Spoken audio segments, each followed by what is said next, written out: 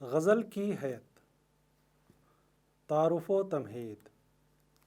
دنیا کی ہر زبان کے ادب میں بعض اصناف محض تاریخ کا حصہ بن کر رہ گئیں۔ ان کے عروج کا ایک دور رہا۔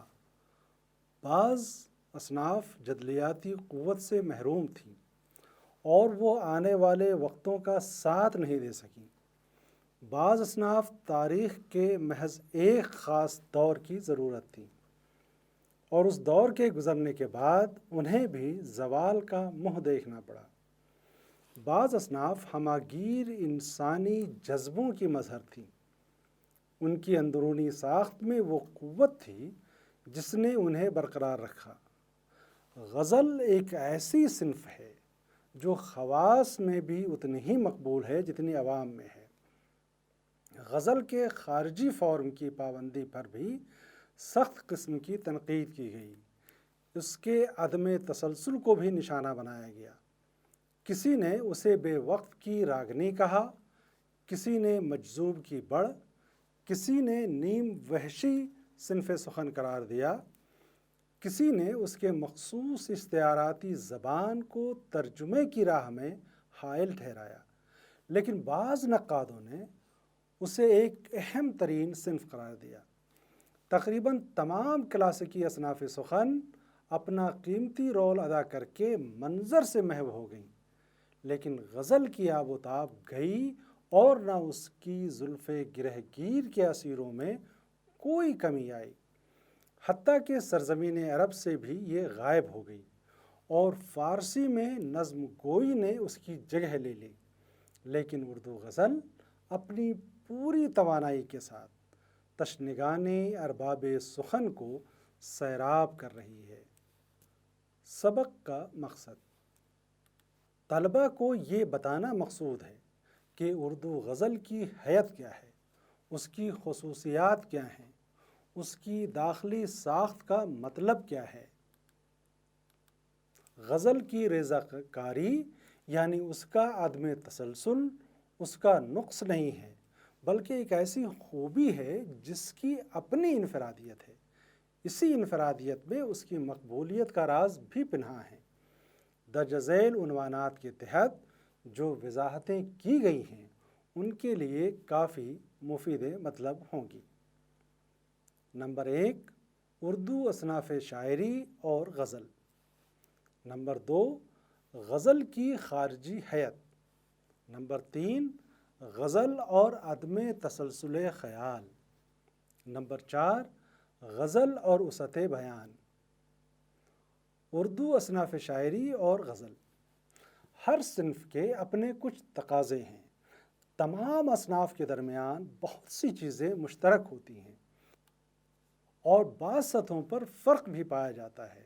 اصناف سخن کی تاریخ یہی بتاتی ہے کہ کوئی بھی صنف ایک دم وجود میں نہیں آ گئی، بلکہ ہر صنف کو اپنی آخری اور متعین شکل تک پہنچنے میں برسوں صدیوں لگے ہیں۔ ہر صنف کی ایک خارجی حیت ہوتی ہے۔ اس خارجی حیت کو ایک معیاری صورت تک پہنچنے میں ایک بڑا عرصہ درکار ہوتا ہے۔ اردو میں کلاسیکی اصناف 4 ہیں: قصیدہ، غزل، مثنوی اور مرثیہ۔ ان اصناف کے علاوہ بعض اصناف ذیلی نوعیت کے ہیں، جیسے ریختی، واسوخت، شعر-آشوب، رباعی، قطع وغیرہ۔ ان کے علاوہ بھی بعض اور شعری حیتیں ہیں جو اکثر کلاسیکی شعراء کے استعمال میں رہی ہیں، جیسے ترکیب بند، ترجیع بند، مستزاد وغیرہ۔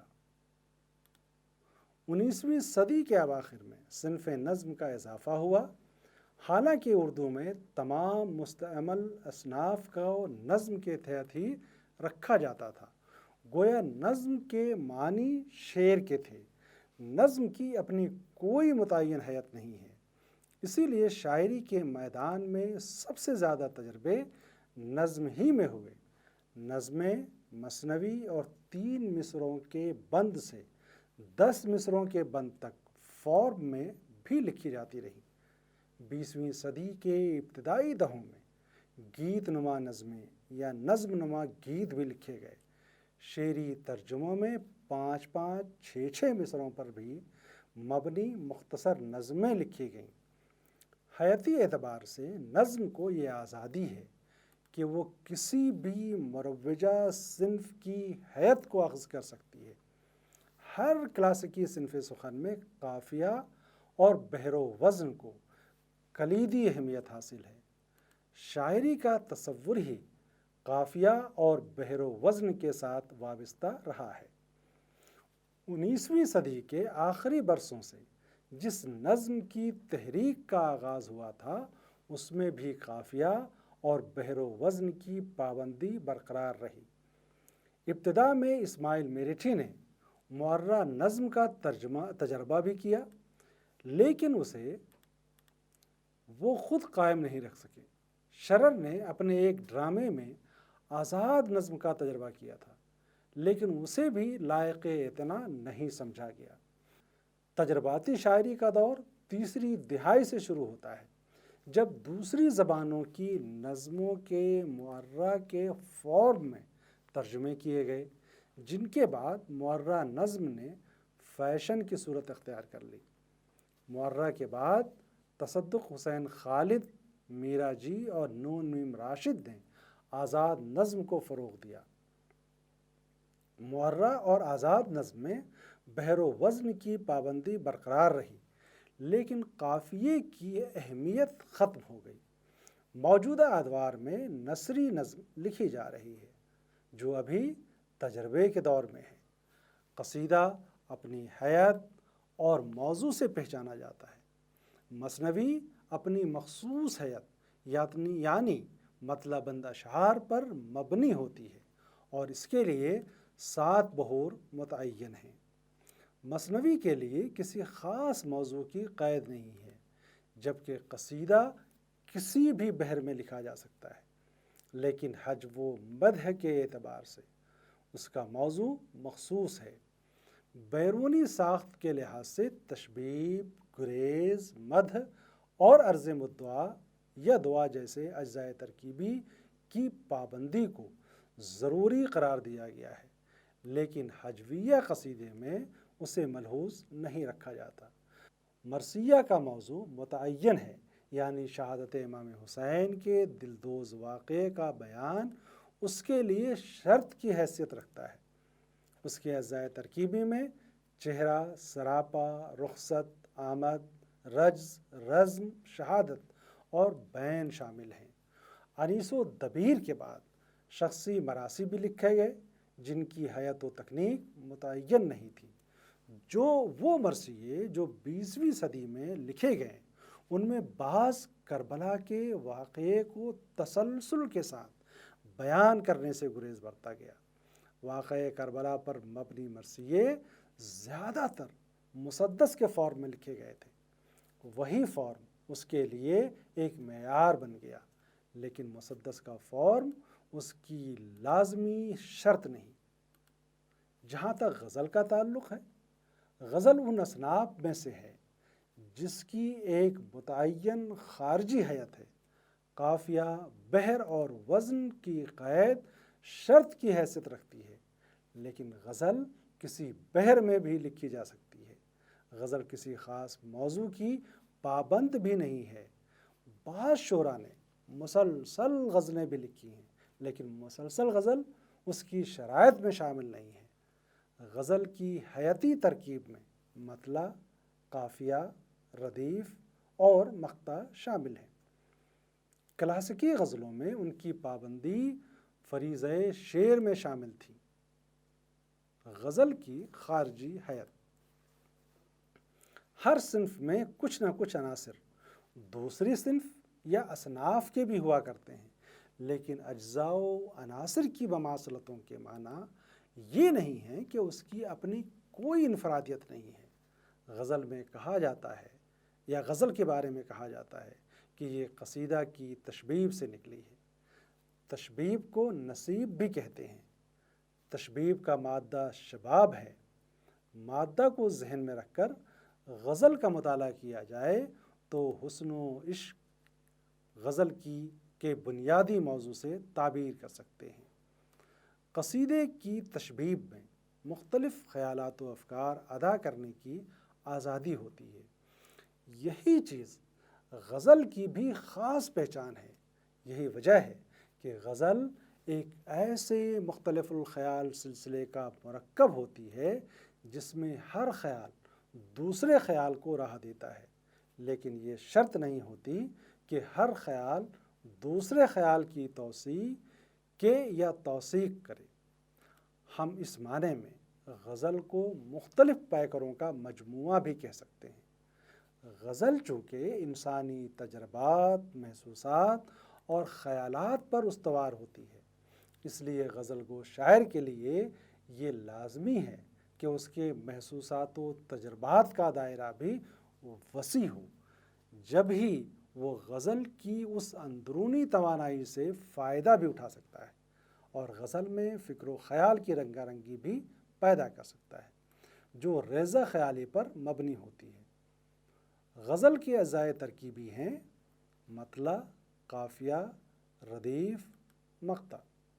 غزل کا پہلا شعر جس کے دونوں مصرے ہم قافیہ اور ہم ردیف ہوتے ہیں مطلع کہلاتا ہے۔ مطلع دراصل غزل کی زمین اور بحر کو طے کرتا ہے۔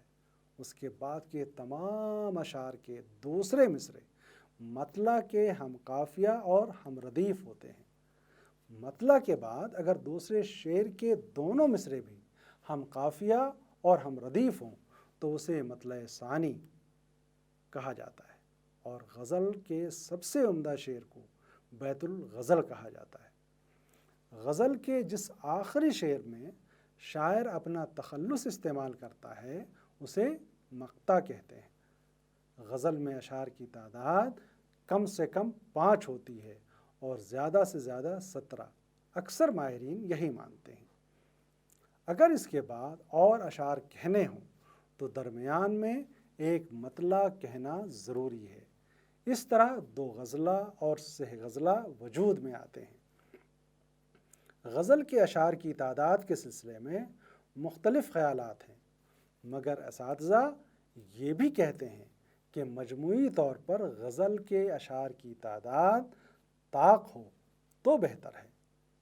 غزل میں قافیہ و ردیف کی پابندی کا مطلب ہے کہ مطلع کے علاوہ غزل کے تمام اشعار کے آخری مصرے میں ایک خاص لفظ، خواہ وہ اسم ہو یا فعل، مکرر آتا ہے، اسے ردیف، اور اس سے پہلے جو ہم وزن اور ہم آہنگ الفاظ مکرر آتے ہیں انہیں قافیہ کہا جاتا ہے۔ مثلا میر کا یہ شعر، فقیرانہ آئے صدا کر چلے، میاں خوش رہو ہم دعا کر چلے، اس غزل کی ردیف کر چلے ہے اور قوافی صدا اور دعائیں ہیں۔ قافیے کا آخری حرف حرف روی کہلاتا ہے۔ میر کے اس مطلع کے قافیے میں الف حرف روی ہے۔ ہر غزل میں وزن، بحر اور قافیہ ضروری ہے، ردیف ضروری نہیں۔ جس غزل میں ردیف نہ ہو اسے غیر مردف کہتے ہیں۔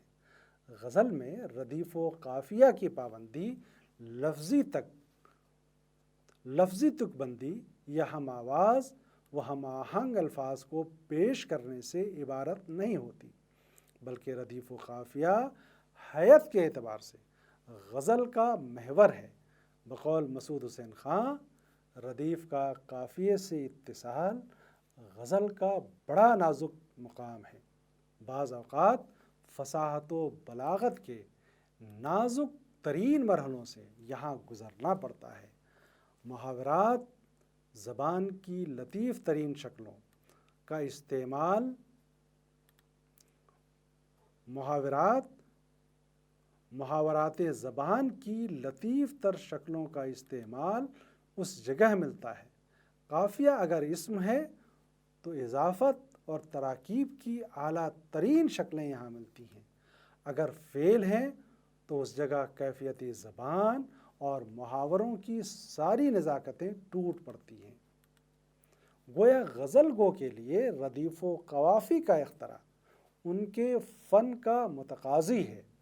بالخصوص ردیفوں کی اختراع تو مکمل مہارت اور زبان پر دسترس چاہتی ہے، کیونکہ رواں دواں اور مترنم ردیفیں افعال سے بنتی ہیں اور افعال کی شکلوں میں اضافہ کرنا مشکل ہے۔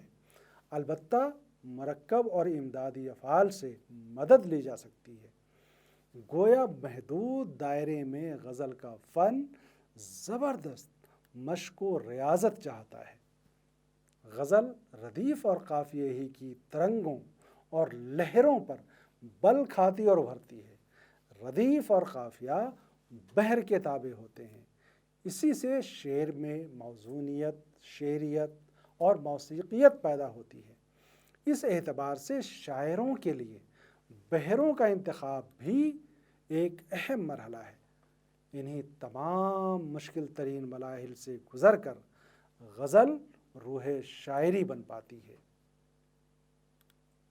غزل کی حیت کی اس بحث سے یہ واضح ہوتا ہے کہ غزل کی حیت بھی اپنے چند امتیازی اوصاف کے سبب مقبول و محبوب رہی ہے۔ مقطع کے سلسلے میں بس اتنا یاد رکھنا کافی ہے کہ یہ غزل کا آخری شعر ہوتا ہے جس میں شاعر اپنا تخلص لاتا ہے۔ بعض شعراء کے مقطع ان کے تخلص کی وجہ سے بڑے معنی خیز ہوتے ہیں، بعض کے مقطع ان کے تخلص کی معنویت اور رعایت کے ساتھ مشروط ہیں۔ مومن کے ساتھ عشق بتاں یا صنم، بت، کافر، ایمان یا مسلمان کی رعایت سے مقطع اپنے معنی کے لحاظ سے دو آتشہ ہو جاتا ہے۔ مثلاً میر مومن کا یہ شعر، عمر تو ساری کٹی عشق بتاں میں مومن، آخری وقت میں کیا خاک مسلمان ہوگے، یا یہ شعر، کیوں سنے عرض مستر اے مومن، صنم آخر خدا نہیں ہوتا، یا یہ شعر، مومن ایمان قبول دل سے مجھے، وہ بت آزردہ گر نہ ہو جائے۔ جدید دور میں شعراء مطلع اور مقطع کی پابندی کو ضروری نہیں سمجھتے۔ بعض شعراء نے اپنا کوئی قلمی نام جسے تخلص کہتے ہیں بھی نہیں رکھا۔ غزل اور عدم تسلسل خیال۔ غزل کے بارے میں حالی سے لے کر موجودہ زمانوں تک اس کا سب سے بڑا عیب خیال یا کسی ایک موضوع کو تسلسل کے ساتھ بیان نہ کرنا ہے۔ یہ مسئلہ بھی اس وقت پیدا ہوا جب نظم نے ایک تحریک کی صورت اختیار کر لی تھی، یعنی نظم کے نئے تصور میں منطقی تسلسل اور خیال کے بتدریج ارتقاء کو بنیادی اہمیت حاصل تھی۔ ہمارے یہاں یہ تصور مغرب سے آیا تھا۔ نذیر اکبر آبادی کو پہلا باقاعدہ نظم گو شاعر کہا جاتا ہے، لیکن ان کی تمام بندوں پر مشتمل نظمیں منطقی ارتقاء سے عاری ہیں۔ منطقی ارتقاء کا تصور اردو شاعری کی تاریخ میں ایک نیا تصور تھا۔ آزاد اور حالی نے اپنی نظموں میں اسے قائم رکھا۔ انہوں نے مختلف مروجہ حیاتوں ہی میں نظمیں لکھی۔ حالی نے غزل کے عدم تسلسل اور مخصوص نوع کے مضامین کی تکرار پر سخت قسم کا اعتراض کیا۔ ان کے بعد امداد امام اثر اور کلیم الدین احمد اور ضوء انصاری تک صنف غزل کو بار بار تنقید و احتساب کا نشانہ بنایا، لیکن غزل نے کلاسیکی حیت کے ساتھ اپنے وجود کو قائم رکھا۔ جن نقادوں نے غزل کو بے وقت کی راگنی قرار دیا تھا، دراصل ان کے ذہن میں نظم کا تصور تھا۔ غزل میں رضا خیالی کو جن نقادوں نے تختہ مشق بنایا تھا، اس کی اندرونی قوت اور اندرونی وسعت کے راز کو سمجھ ہی نہیں سکے کہ کس طرح غزل کے غیر مربوط اشعار سے میر اور غالب یا انشاء و مصحفی یا ولی اور سراج کی شخصیت جھانکتی ہوئی نظر آتی ہے۔ میر کی سوگواریوں کو غزل نے کس طرح اپنے اندر جذب کیا اور غالب کے لیے غزل ان کے فلسفیانہ خیالات کا عکس ریز کیسے بن گئی۔ عدم تسلسل میں ان شعراء نے زندگی کے گوناگون رنگوں اور حقائق کو زبان دینے کی کوشش کی۔ نظم پوری آواز میں بات کرنے کی طرف مائل ہوتی ہے، غزل زیر لب گفتگو سے عبارت ہے۔ اس کی خاص خوبی اس کا ایجاز و اختصار ہے، اسی لیے شاعر استعاروں اور علامتوں کے پیراہے میں اپنے خیال کو ادا کرنے کی طرف مائل ہوتا ہے۔ ہر شعر کی اپنی قدر ہوتی ہے۔ غزل ایک ساتھ کئی متفرق جذبوں، خیالات اور محسوسات کا پیکر ہونے کی وجہ سے بیک وقت کئی افراد کی نمائندگی کرتی اور تطہیر کا سامان مہیا کرتی ہے۔